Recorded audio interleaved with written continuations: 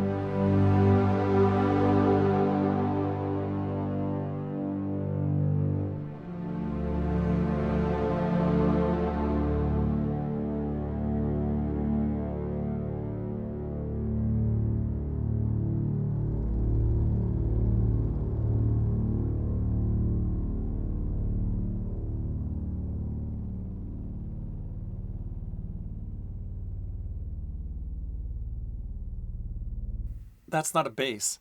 That low note is Soundpaint playing the basses even further down than their natural register.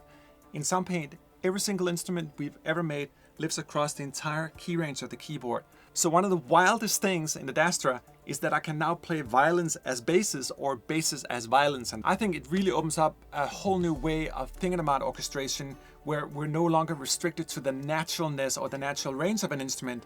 We can do whatever we want. And how much beauty down in those basses, like subwoofer basses. Imagine how giant that would have to be. So sweet.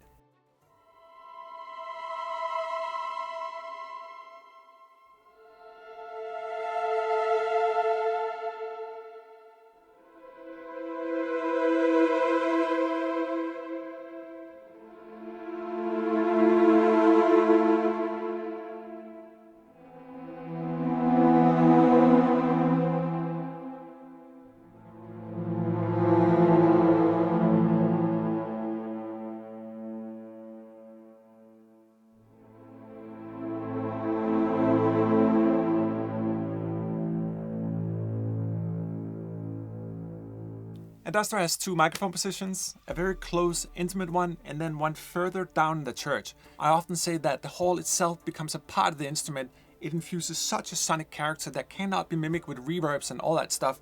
It's about overtones and all the complexities of what happens when a sound bounces around.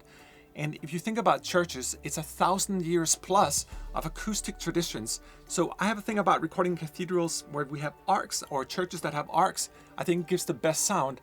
And that's really the end result of having over, 1,000 years or however many years it is of acoustic traditions amplifying the word of the divine.